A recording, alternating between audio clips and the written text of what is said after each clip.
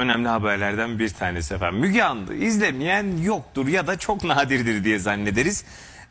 Birçoğunuz izliyorsunuz en azından, onu söyleyebilirim. Hele bir de boş vaktiniz varsa Müge Anlı muhakkak evinizde işte izleniliyordur diye tahmin ediyor. Neyse bu kısmı geçelim. Müge Anlı da biraz bizi sinirlendiren, zazaları sinirlendiren bir konu cereyan etti. Neydi, hemen aktaralım. Efendim, Müge Anlı'nın sunuculuğunu yaptığı ve karanlık olayların, metne bağlı kalmak durumundayım, çok fazla bilgim de yok, perde arkasını gün yüzüne getirdiği programda geçtiğimiz günlerde bir telefon bağlantısı kuruluyor ve telefon bağlantısı kurulan kişi Zazaca konuşuyor. Buraya kadar normal. Daha öncesinde de Kürtçe konuşan birileri vardı. Farklı lehçelerde konuşan kişiler vardı. Burada bir sıkıntı yok ama Zazaca konuşulunca anlaşılmayan bir dil nedeniyle hattan alındı kişi ve Zaza Federasyonu'nun tepkisini de çekti. Zazaların tepkisini çekti. Haberi aktaralım. Özel bir televizyon kanalında düzenlenen ve Müge Anlı'nın sunuculuğunu yaptığı programda Zazaca konuşan konuğa sansür uygulandı. Siverek ilçesinden telefonla yayına bağlanan konuğun yeterli Türkçesi olmaması sebebiyle konuşmasını Zazaca devam ettirmesiyle Anlı tarafından sansüre maruz kaldı. Neyse. Evet, söyle teyze. Kim oldun be? Zazaca konuşabiliyor muyum? Şimdi anlamadığımız bir şeyi tabii yayına Konuşup vermenin bir anlatsın. anlamı yok yani. Anladım. Diyor. Eniştenle konuş Aha. diyor.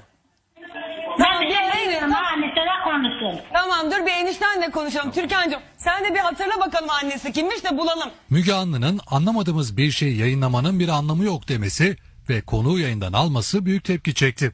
Konuyla ilgili açıklama yapan Zazalar Derneği Federasyonu Başkan Yardımcısı Muharrem Alan, Zaza dilinin tarihinin en eski dillerinden biri olduğunu, Türkiye'de 10 milyondan fazla insanın bu dili konuştuğunu, bu şekilde bir sansürün kabul edilemez olduğunu ve Müge Anlı'nın Zaza halkından özür dilemesi gerektiğini ifade etti.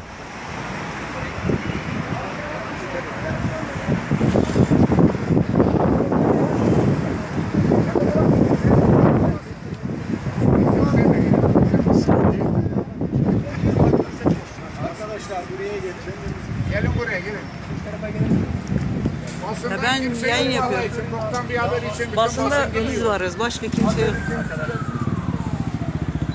Arkadaşlar, dün evvelsi gün Müge Anlı'nın programında dilimizle ilgili yasaklı bir dil muamelesi gördük. Dilimiz ayıplı bir dil gibi yüklenip kapatılmıştır, ses kısılmıştır. Bu anlamda bu ülkede yaşayan 10 milyon Zaza halkı incinmiştir.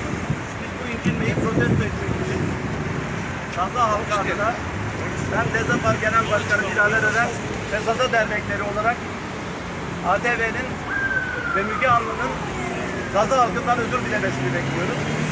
Dilimiz bizim en kutsalımızdır. Kutsalımıza uzatılan bu söyleni protesto ediyoruz.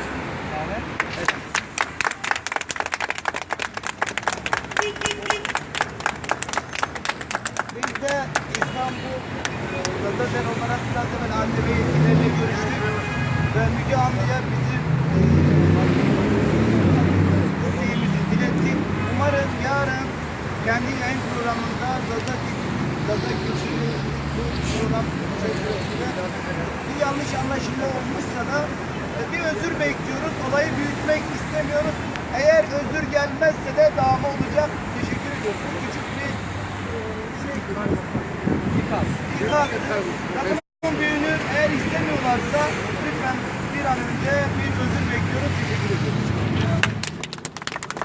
Esma geçsene şeyin oraya. Teşekkür ederim. Başkanım biliyor muyum? Hangi manzarası var mı?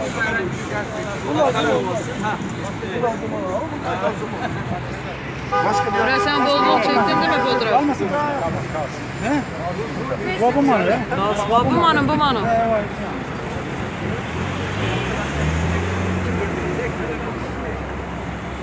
Nasıl gidiyor ortaya koyayım mı satater olarak?